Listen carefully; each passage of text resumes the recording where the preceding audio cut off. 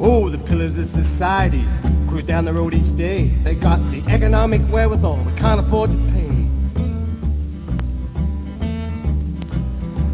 They got them numbered bank accounts. The system assures they win. They exploit the population. We're on the outside looking in. Them pillars of society drive us like a tool. For them, that's cool.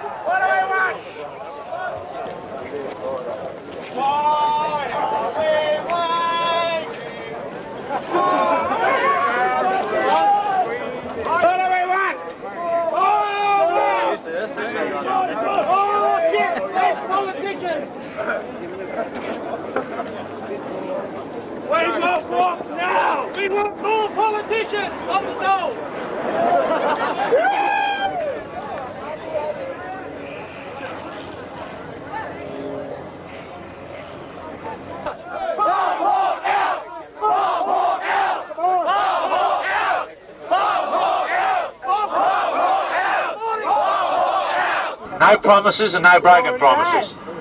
All right, well, that's a matter of opinion, and he's denying that. Now, what he has said, a number of things. One, that the construction of the second AOR is not a high priority on the Navy requirements. And there was another meeting this afternoon at 3 o'clock of that committee. Now, we put it to them very plainly that Cockatoo Dockyard and the whole of the Port of Sydney was in a very bad shape as far as employment. As a result of that second ship not being built, then we have a very good argument to put to the... have written to the company, and the company have explained by way of letter that they were not in a financial position to do that. So we're all well aware of the effects it's had. Well, I'll hand the microphone over to Bill Haggerty. Thank you. So, Master, we keep the pressure on, Mr. Chairman. Look, brothers, I don't think there's anything to be added to the report. We come down here to demonstrate to this government that they are the people who are instrumental in taking away our jobs on the waterfront. For the first time we've met the number one man, Mr. Hawke, and we get absolutely nothing from him except the promises that's been referred to by the previous speakers. And also that there's going to be a couple of recommendations handed down or handed to the government in the next month, and things could change from then. But where we stand right now is that we've had the discussions with Hawke, we've had the discussions with the backbenchers, we still don't have anything, we're still in the same position as we were before we came down here. As Pat Johnson says, there'll be some things handed down in 2 or 3 weeks. If it changes things, it'll change it, but at this point in time, I don't think there seems to be much areas of change going to be made. So I think that rather than making decisions here about where we go in future, I think we should have a mass meeting of all waterfront shops sometime next week, probably next Wednesday, to discuss where we go. Because either you do that or discuss it here, and I feel sure we'll get a better discussion at a meeting of our own with the press in there, and we decide where we go ourselves. Let's get up there and tell them what we want. You can do that. Politicians are there, let's tell them what we want. Is there any questions anybody wants to ask? Yeah, what have you got done? Anybody want to speak? What have we got? We got nothing. Well, what the use was coming down here? Listen, the politician already knows what's happening. We told them 100 times. We met them 3 times. Well, we met them 3 times, and they keep telling us the same story. I don't know what you're going to do about it. I don't know, even if you're going to get inside and tell them they're not going to take a bloody decision. Everybody knows that. They're promising nothing, so you're only wasting your... As far as I'm concerned, you're only wasting your time in here. What are you going to do? You're going to storm Parliament House? What are you going to do? We can take it brick to brick. Well, the only thing think so. I think that Bill Haggett is right. I think that Bill Haggett is right, and he should have it, and we should meet. We should organise a waterfront. I was one of the delegation. Mr. Chairman. Listen, just a minute, can I finish? We continue the campaign. We go out there and tell the politicians to change their minds. That's what we're here for. Not all this bullshit now, we've had it before. Yeah, we're here now. Not next Well, I tell you what, the politician out there invited to the barbecue to lunch. You politician at the barbecue lunch, how are you going to get them? Now, when we storm through the barrier, only a quarter of you guys storm through the barrier. Now, be fair income about it. And you want to storm Parliament House? Let's work to Parliament House now. Not do like last time. All right? I think it's worthless because you're not going to get anything. You're going to get nothing today. Now, listen, mate. Look, there doesn't seem to be any other speakers that want to, well, he does want to speak here.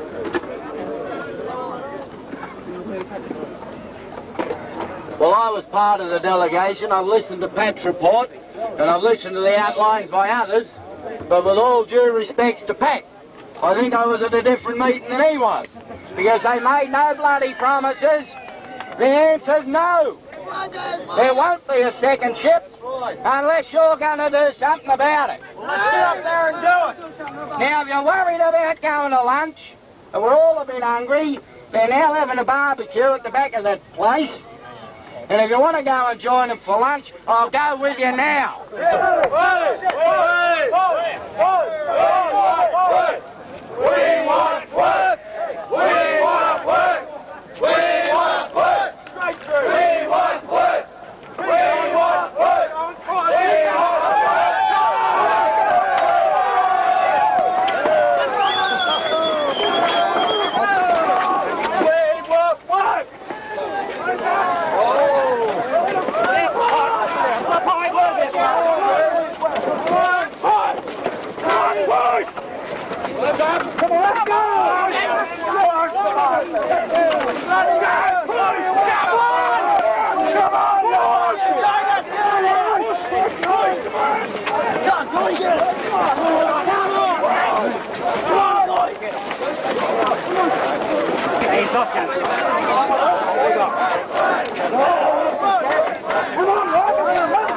Hawke didn't keep his promise to build a second ship at Cockatoo.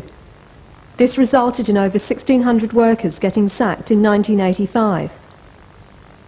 Back then, no one expected Hawke to close the dockyard and sell the island to developers to turn it into a high-rise marina for the rich.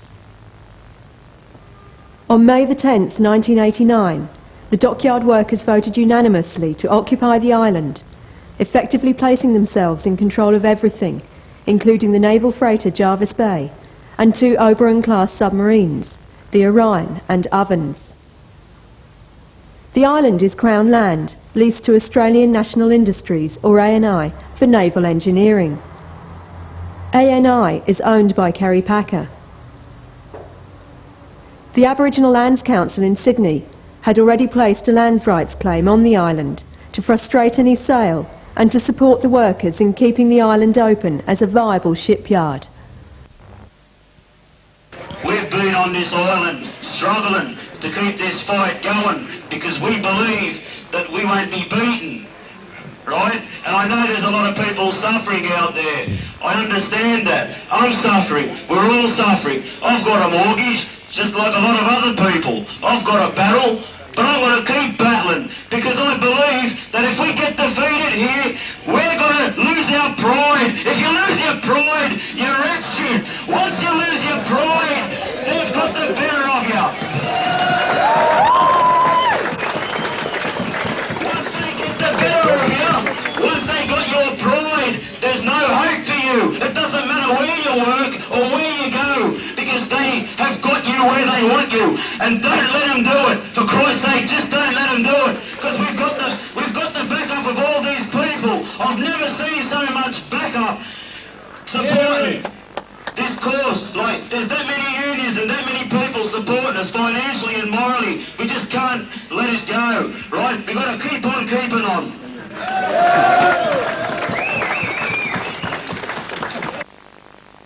There are guards on every door. and the phones they're stuffed with silver that the seamen have sweated for. I've seen the wharfies standing idly by the bin, and I've heard the steerage organisation say there's no ships coming in. But the banks, they're made of marble, there are guards on every door, and the phones, they're stuffed with silver that the wharfies have sweated for. I've seen my comrades working throughout this mighty land, and I've hoped we'd get together and united take a stand.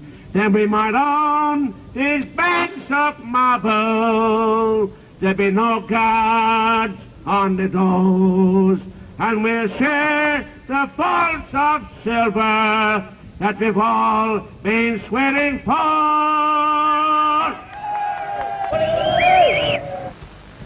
What was originally intended to be a week's occupation aimed at bringing the then Defence Minister Beazley to the negotiating table turned into a 3-month-long dispute due to the determination of the dockyard workers to keep Cockatoo open and hence save 1,600 jobs, no matter how long it took. There was only a hardcore of workers, many of whom will appear throughout this film, who actively worked to keep the island open by way of publicity, collections, negotiations, and of course marches a picket line and the occupation itself. But throughout May, June and July at the well-attended weekly meetings, workers voted overwhelmingly to stick it out. They were encouraged by the widespread moral and financial support extended to them from other workplaces, the public and local businesses, who were equally angered by the loss of 1,600 jobs and the impending sale of public land by federal politicians to their wealthy mates. Initially, the main targets were the federal government and ANI, but it soon became clear that the workers were faced with many more enemies. Perhaps not surprisingly, the ACTU did nothing. The fact that it is just another branch of the Labour government could explain why. Their state counterpart, the New South Wales Trades and Labour Council, also decided that 2 weeks of token support was enough and called for a return to work. This was a motion that was unanimously defeated, the situation helped by 300 public servants who marched on that particular meeting. Well, we rejected the recommendation put by the Trades and Labour Council today. And have you got support from other unions? Of course we have. Today we had the public servants march down from George Street and march right into our meeting in full support of our action on Cockatoo Island.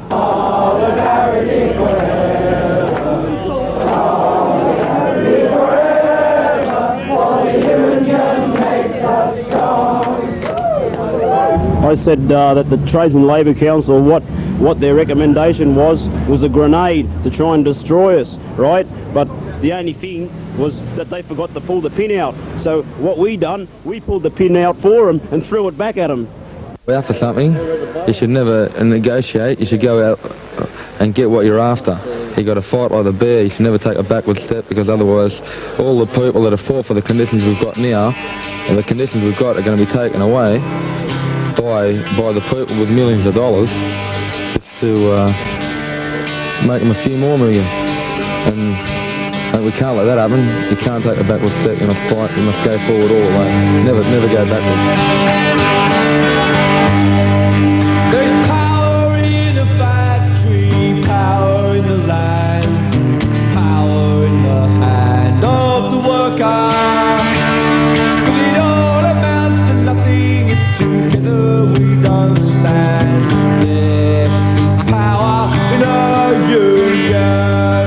Now the lessons of the past were all learned with workers' blood. Mistakes of the bosses we must pay for.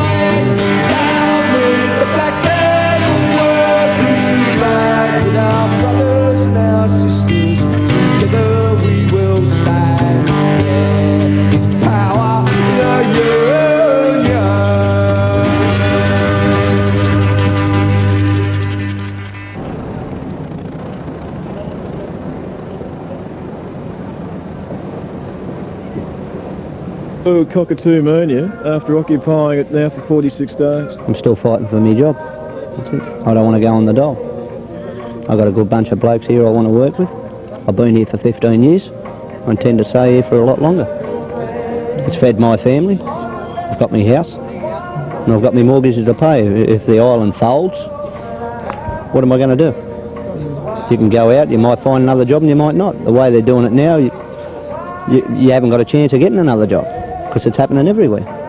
Every day you know what, you're reading the paper or whatever, you've got your power stations closing down. You've got trouble on the building sites, they're trying to sack people there. You know, the conditions, they're just trying to rip into the whole lot of us. You know?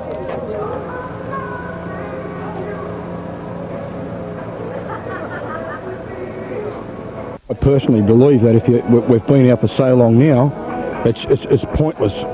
Everyone knows before the struggle had taken place in the very first week that they knew that it was a big struggle. You just don't go out for 1 week and expect to achieve something in 1 week and have it all over and done with and come back to work.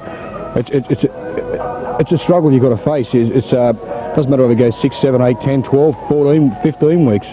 I know it's hard on everybody. It is very hard. It's not hard on families. It's hard on the single blokes and that as well, you know, but if you're going to go into a situation and fight for something that you believe in, well, there's no use going out for 1 or 2 weeks. You've got to go out for the full extent and try and get a result, whether the result's a good one or a bad one. You're just going to have to try and achieve that objective, you know.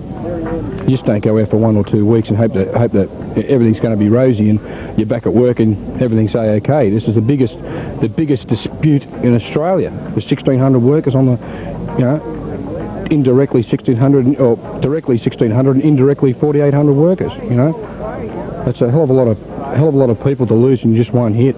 It's the biggest dispute this country's ever seen at the moment. You know, and I think if we win this struggle, which I'm quite sure we will win this struggle, it's going to be the biggest breakthrough ever in industrial campaign. A lot of hard work was needed to achieve that breakthrough, and those who participated did just that. Each day the strikers took buckets onto the streets to collect badly needed funds and raise the profile of the strike with the public. Others would visit and speak at workplaces. Many workers volunteered regular levies from their wages to support the strikers, and financial and moral support poured in from all over the country. This particular cheque for $20,000 was sent by the miners in Queensland. A few people staffed the strike offices to collect donations and pass out hardship funds to the ever-increasing number of workers who needed the money just to pay the rent and bills. Back on the island, nothing ran itself. Food had to be collected and cooked. The place had to be kept clean. The fire had to be kept stoked, and morale had to be kept high. The latter, and most important, was not easy, considering the isolation that was sometimes felt. The mainstream media had had a field day, and now the strike was no longer news. It was midwinter, wet and cold, and sleeping facilities were whatever and wherever you could find a place to camp throughout the dockyard. Morale was boosted by the widespread support extended to the occupiers, and regular entertainment appeared on the island to break the boredom, ranging from street theatre to country and western bands, from rock bands to choirs. The occupiers also obtained a mascot in the form of a goat, whom was appropriately named Beasley. Everyone would normally gather in the evening to keep warm around a huge fire that had been built on the first day. The fire could be seen by all passing boats and became a significant symbol of the struggle.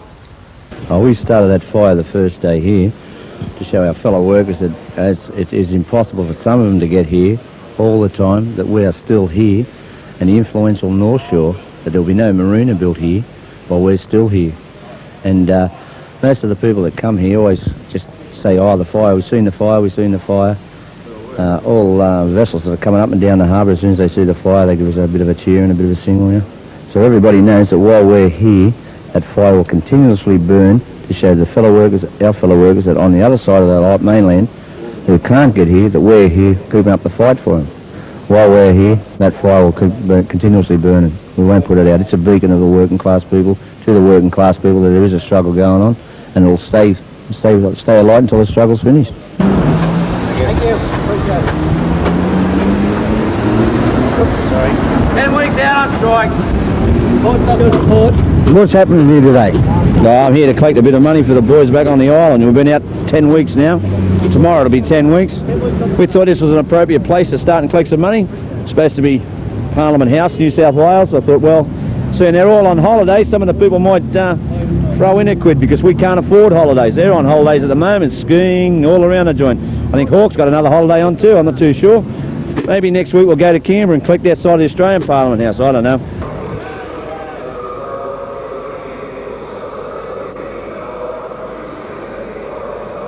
The public are overwhelmingly behind us. They're supporting us. It makes it easier to go out with a bucket. You're not actually begging, you're just asking for donations, but their generosity is making this campaign all the more worthwhile.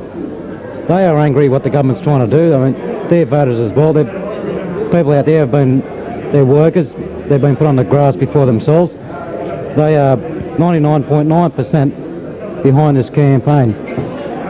They get to the point where they come up to us, they drop $10, $5, $20, whatever, into our buckets, and they start arguing, not so much against us, but what the government's trying to do to us. And we're getting not only the financial support, but the moral support from them is tremendous. It gives us more heart to fight on. And it's got to the point, it's not only Cockatoo Island we're fighting for everybody's job, everybody's right to have a job, to work where they want to work. And what they're telling us is don't give up. And if I could be so rude, as this is what most of them are telling us: stick it up the bastards, which we intend to do.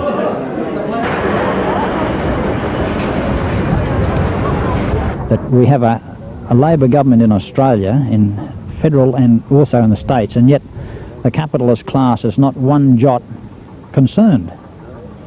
And that is the situation. The Labor government simply runs the capitalist system in the interest of the capitalist class.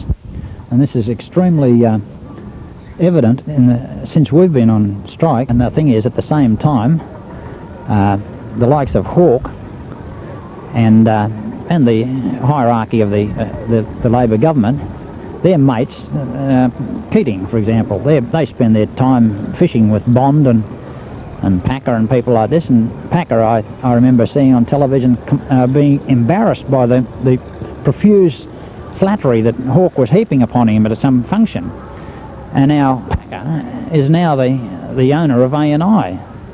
And the thing is, I can't see him turning this place into a polo ground, but the thing is, he'd have aspirations of turning into some, what they pointed out earlier in the thing, of a millionaire's paradise. And it is one of the best pieces of real estate in the country.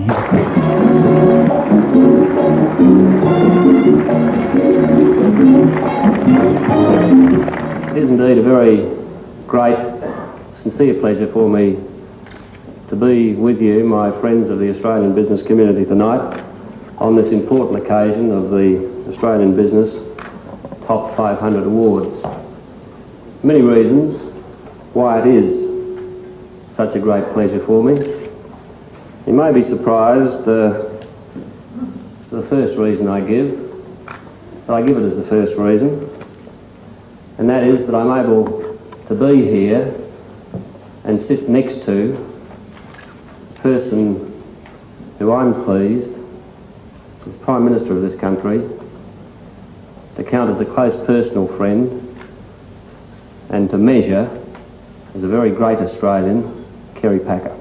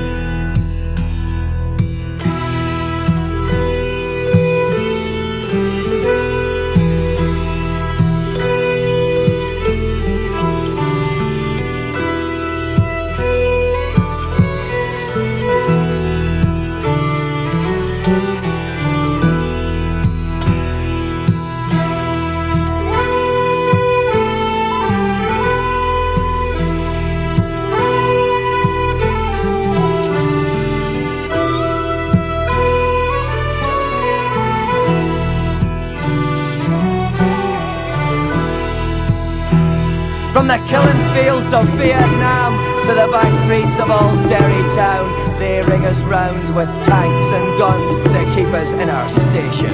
To the coal pits of Northumberland and down below the Rio Grande, they bind and break the workers' hands with hardship and starvation. Oppression is the boss's creed, and profit his religion. Where are the ones who dare to set the cat among the pigeons?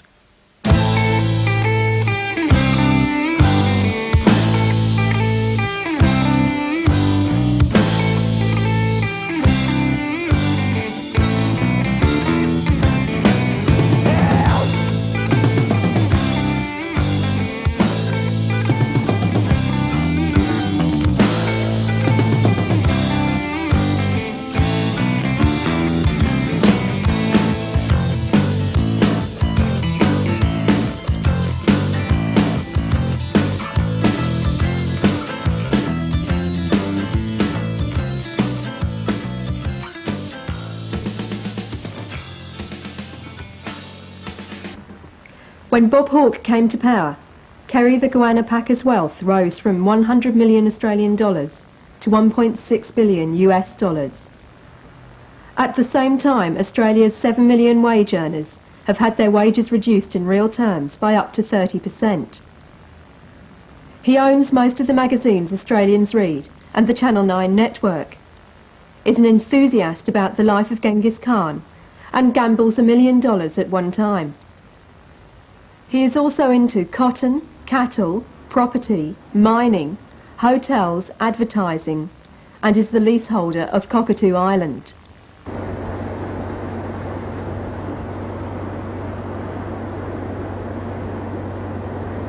At the present situation that Beazley is not responding to the call from the Cockatoo Island Dockyard workers, and they're arranging a package which in our view was no good to us whatsoever. You can't work with $10,000, as I said once before. It lasts you about 3 months and then you're back on Skid Row again. We want the dockyard open.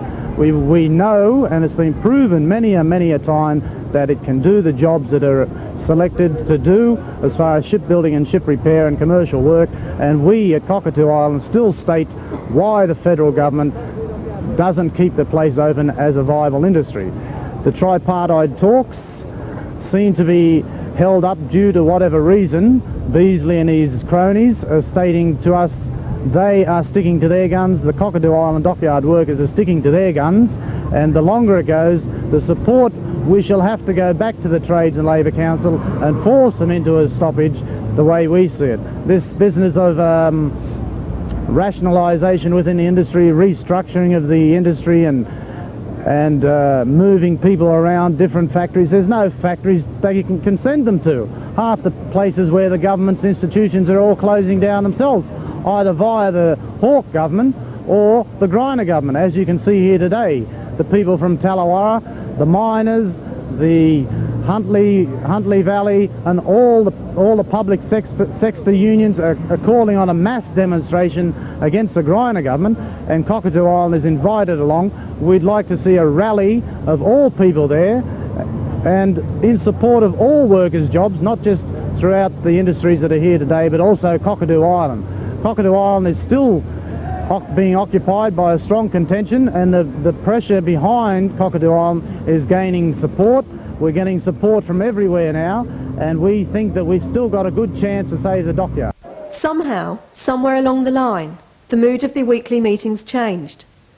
Pat Johnson, now national organiser of the Amalgamated Metal Workers Union, had played a key official role in the dispute as a kind of go-between the government and the workers. One week, the subject subtly changed from a question of saving jobs to a question of how much redundancy was being negotiated. It took a while to sink in, and when it did, the realisation that by talking redundancy they were accepting defeat angered the strikers, who had been fighting to save 1,600 jobs. Many felt sold out, not only by the ACTU, but also by the leadership of most of the unions, who were really as tied to the government as the ACTU was. It became clear where the loyalties lay. A lot of people are talking about redundancy and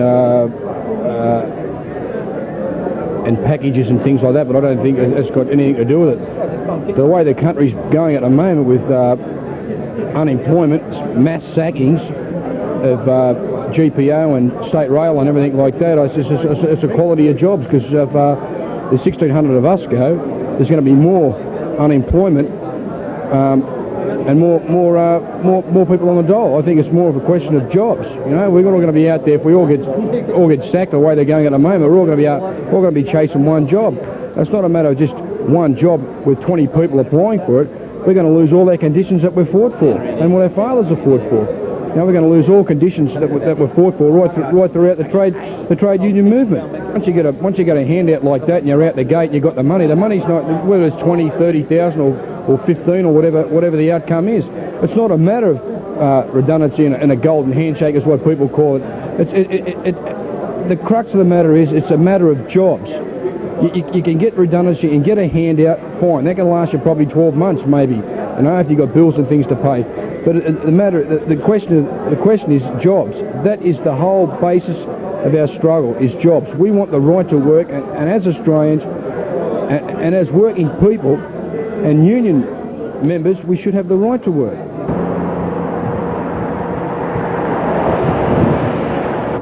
I think the Trade Labour Council could be doing a bit more for us, as well as the ACTU, as well as other unions that have members on the island. There's only really 2 or 3 unions that are putting their heart and soul into it. The rest aren't virtually putting anything into it at all. And we'd like to see a bit more, or would like to see them pull a finger out, you know, and get in behind us and stick up for a few of their members that work on the island. And show them a bit more respect than what they've received from them in the past. And the isolation bit, well, we've done our utmost to spread the message around, but of course, as you'd know, without the help of without the help of the Trade Labour Council and the ACTU, you're pretty much isolated straight away.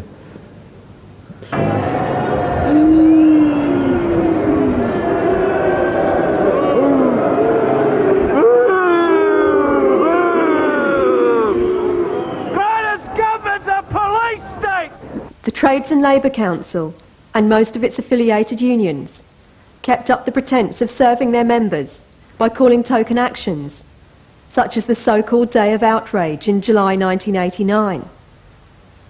The hypocrisy of the situation was striking.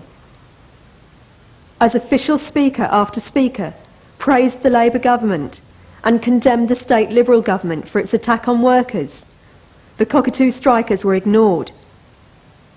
They were a huge embarrassment to the whole event, as a highly visible and audible evidence that the Labour government was really very similar to the Liberal one anyway. The TLC had earlier defeated a request to call a 24-hour statewide stoppage in support of Cockatoo. As the weeks dragged on, it became clear that further action was needed and most of the unions could not be relied on. Up until now, about 70 management personnel were coming onto the island and collecting pay for working during the strike. A decision was made by the shop committee to bar all but 6 of these managers from working, and a picket line was set up. It was intended to accelerate the government and ANI into taking some sort of action, as the situation could not drag on forever. Read up to see you sick, you can't get in today.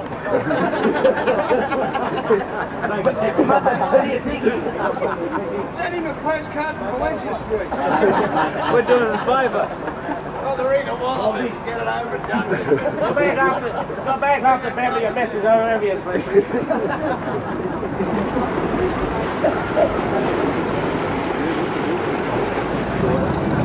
Short of a letter, mate, you'll be right.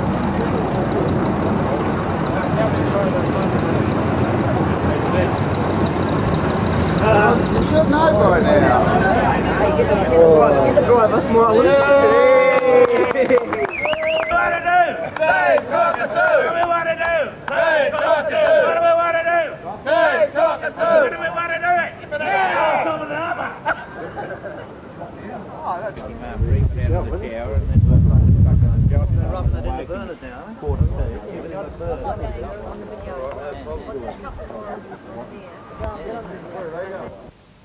been happening here today? We've been kicking staff up that have been scabbing on us for the last 12 weeks, claiming their management, but we're not putting up with them anymore. They're not coming on the island. So you regard this as a victory? Certainly do. And how has ANI reacted to it? Oh, ANI in their usual manner, saying nothing whatsoever and doing nothing whatsoever. And do you intend to carry on this picket line? We certainly do. Every morning? Every morning. And how many people are here this morning? Oh, there'll be 100 here this morning. So it's certainly a good turnout and good support. Yeah, sure. Especially if you have to get up at 5 in the morning. And how long have you been occupying the island for now? 12 weeks. Since the 10th of May. It must be one of the longest strikes that's been going on for a long time in New South Wales, at least, anyway. Yeah. How do you feel? How's the outside reaction to it been? Oh, fantastic support from outside. Everybody's with us, except the bosses, of course. The government, have they made any compromise yet? Not to my knowledge. Have you got any message for the government and ANI? Yeah, get off their arse and keep the island open. Save the jobs. People want to work.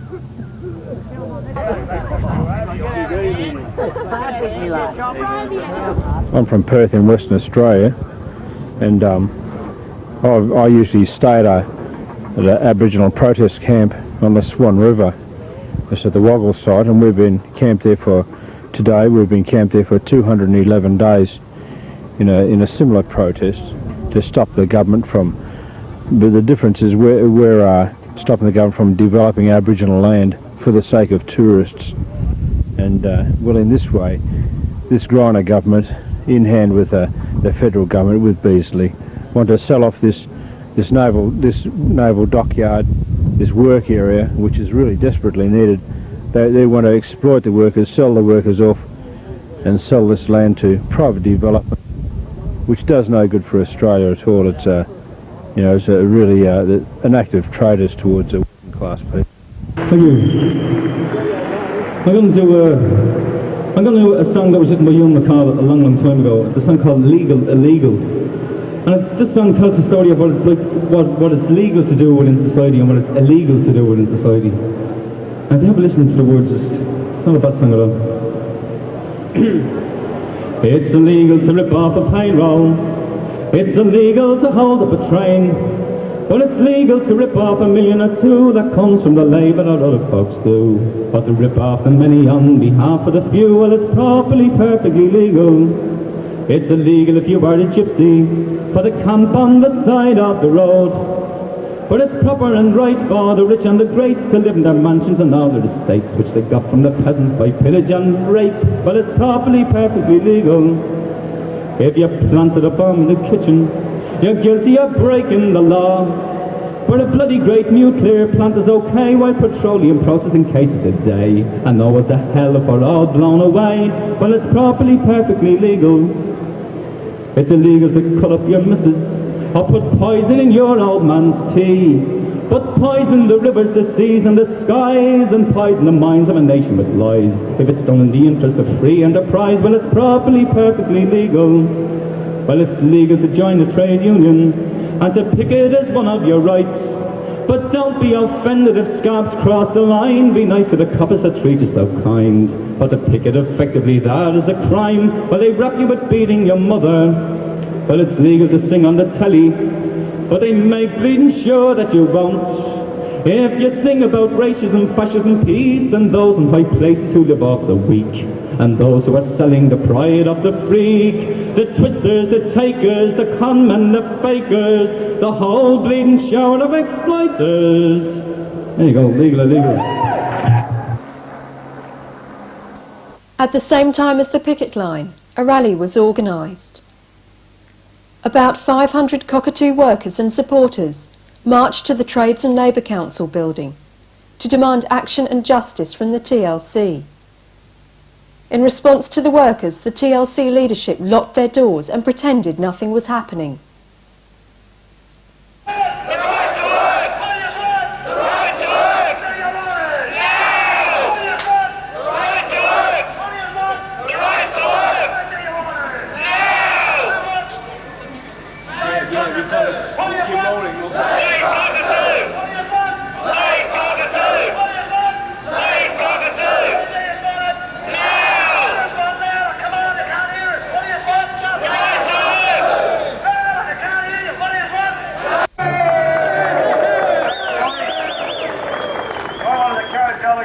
the MSP brothers. I think it's good that our blokes in front of down here to show support for these blokes on Cockatoo. We had a meeting, as you know, this morning and decided to march down here alongside our brothers. And what should be pointed out, loud and clear, if they get away with what they've done with the workers from Cockatoo, they're going to move in on all the other unions and workers on the waterfront. And let's be realistic, if we don't back these brothers up, who's going to be next? And a lot of you blokes know it's even on now on the Maritime. We've got trouble down at Darling Harbour and also at Botany Bay, where they're threatening to close these sites down because they reckon they haven't got any money and all the rest of it. Well, I suppose the likes of Packer are now to get a bit impatient. They want to move in and take all the land over, which is their aim at Cockatoo, while they're trying to get these workers off the island. Now, I think it goes without saying that we've all got to get behind these workers and support them, because if they go down to Gurgler, we're the next one. And I think it's a good idea they come down here to demonstrate against these people upstairs from the so-called Trades and Labour Council. In reality, what have they or the ACTU done to support these workers? They don't want nothing to do with it. They want to run away all the bloody time. And when you look at the attack these workers are under at the moment, in reality it's not coming from Griner, it's coming from the Hawke government, which is a federal government. So what are they going to do? Use Griner to move in and get these blokes off the island and say, oh, we can't do anything about it, it's the Liberal Party doing it. To me, I reckon a lot of these so-called trade union officials ought to hold their head in shame. They should be down here with these workers, supporting them, not stabbing them in the bloody back and saying we'll give in and we won't stand up and fight. But call on all you brothers here to support our brothers from Cockatoo Island. Thank you, brother. Say Cockatoo! What is what? Say Cockatoo! What is what? Say Cockatoo! What is what? Say Cockatoo! What is what? Say Cockatoo! What is what? Say Cockatoo! What is what? Say Cockatoo! What is what? Right to work! What is what? Right to work! Say that my impressions of the Cockatoo Island Dockyard workers was given to me and the waterside workers when the young people come down to the waterfront and spoke in support of the Cockatoo Island Dockyard workers in regards to a position that their fight is our fight. And the struggle that they're in will be the struggle we'll be in tomorrow. There's no escape because of the system we're living under. But remember that all these disputes that come out of the workers will go on and flow on to a victory in the final wash-up, because that's the major issue. All the sellouts, all the cop-outs will not stop the evolution of workers demanding their rights to work. And to think that talking about young apprentices who are going to be denied the right to be taught a trade in Cockatoo Island Dockyard for the sake of Mr. Packer? Well, let Mr. Packer know this. We're not going to cop it. We're not going to cop the situation of a sellout from the government, and we're not going to cop a sellout from the trade union movement. Our position is clear, and I'd like to read you a resolution. The resolution is this. The Sydney branch of the Waterside Workers Federation of Australia congratulates the Cockatoo dock workers on their valiant struggle to protect not only their jobs, but are showing the way in protecting the natural assets of the Australian people, namely Cockatoo Island itself.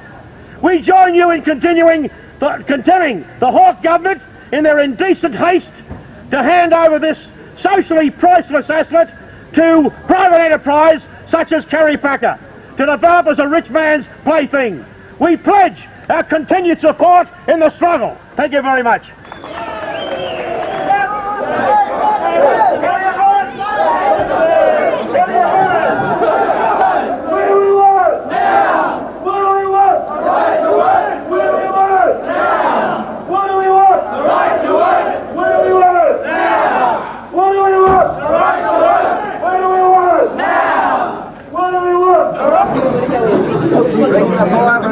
Dogs. What do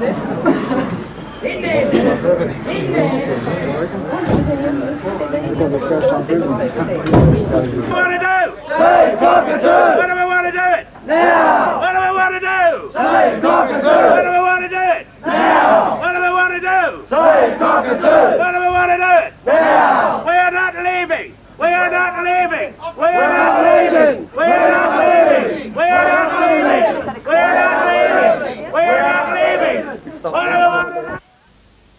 Despite the fact that the demonstration was peaceful, the police turned up and surrounded it. A plainclothes policeman who had been mingling with the crowd started a fight, and the police closed in with their batons. 5 key people were arrested.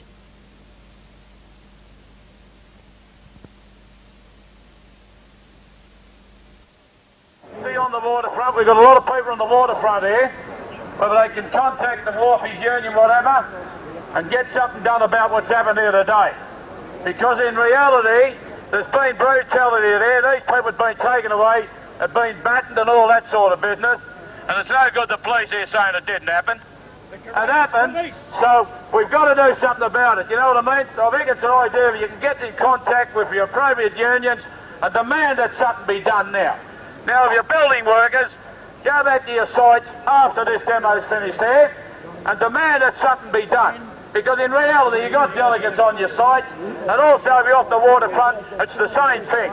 When you look at it, all the blokes that's been pitched from this demo today are the leadership of this dispute. So to me, the majority of the site or the strike committee has been arrested. Now, isn't this a great thing? They knock off the leadership of the dispute and put them all in the nick. Well, it doesn't stop, it only goes on further.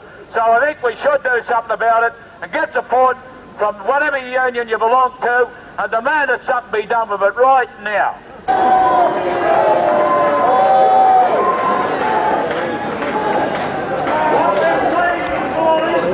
The union building and put it into a police wagon because all we want is the right to work and all we want is the right for young people to be given a job. But because we want that right, we're attacked by police, not only by handles but by buttons. And that's been on television, and I hope you people are very proud of that. The workers here are engaged in a peaceful demonstration, seeking out the Labor Council. 3 policemen came in and started bashing workers. They bashed them, and then they went on their way, while the other policemen came in and then arrested them. So much for the constabulary that are fed on taxpayers' money that are supposed to protect workers. So much for the constabulary who bash people who are trying to retain their standard of living. Realise the truth! Realise the truth! The Queen's men here have come here to provoke workers into violence.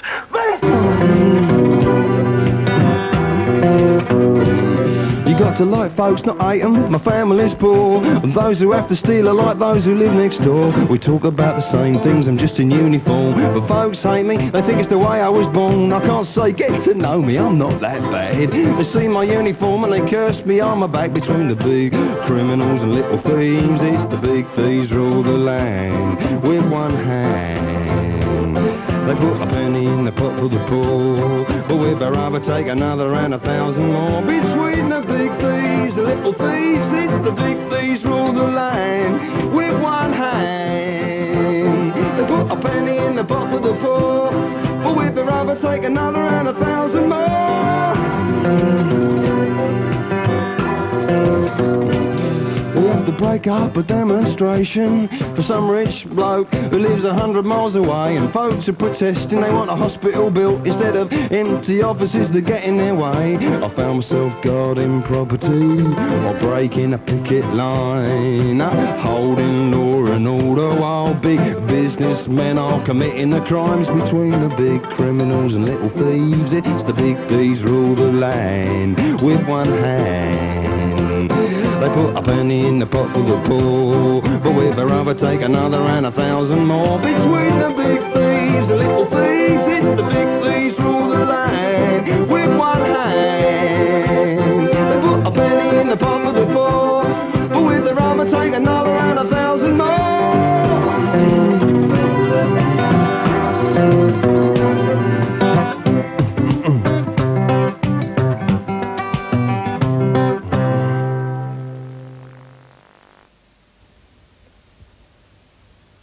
A few days after this demonstration, the final weekly meeting was held. Pat Johnson, speaking for most of the union leaders, advised the strikers to return to work, or the unions would face heavy fines under the 45D legislation. Bob Galligan of the Painters and Dockers was the only union leader to denounce such a threat, stating that the federal government, with their 45D, could stand on the end of a line with the union's other creditors. Redundancy pay, a shaky incentive deal, and a promise of other jobs was offered. And this, coupled with no backing from their respective unions, resulted in a majority vote to return to work. As of now, a year later, people have been laid off, and the promised incentive payment and other jobs at Garden Island have not materialised. With the closure of the island, the government has helped to increase Australia's rapidly growing dole queues. During the 3 months of this dispute, the industrial action alone was insufficient to fight the political machine of the Labour Party and the ACTU. Workers have got to build a political alternative based on social justice, peace and the environment to challenge this machine, as well as the likes of Kerry Packer. A few unions have already disaffiliated from the Labour Party, seeing their membership as support for an organisation that is eventually going to stab them in the back.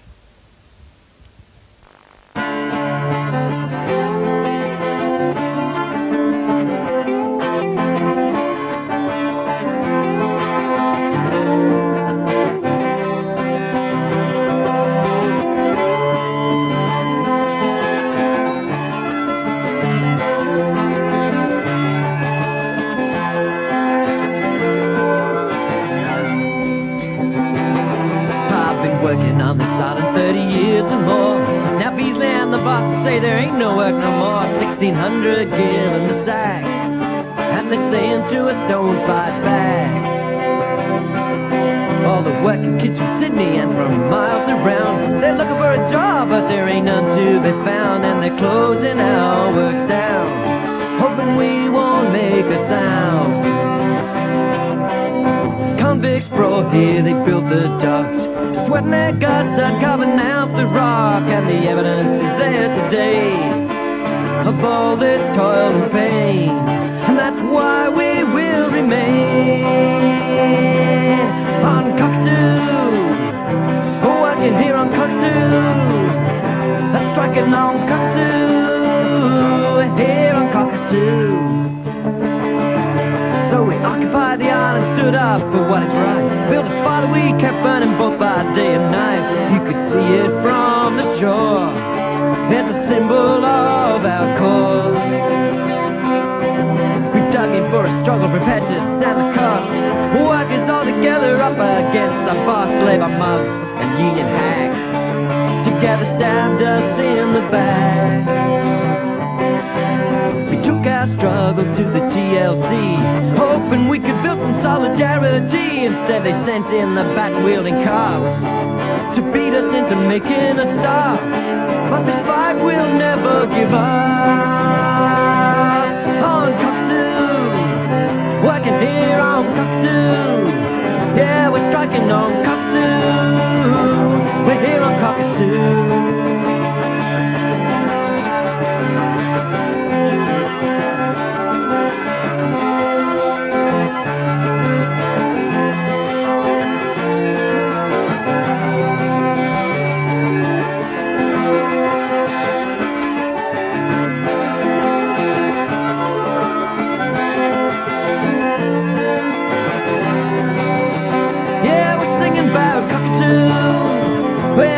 Here on Cockatoo, I was striking on Cockatoo. We're here to stay on Cockatoo.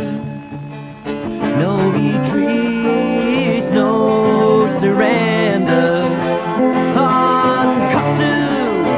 Yeah, we're working here on Cockatoo. I was striking on Cockatoo. We're here to stay on Cockatoo.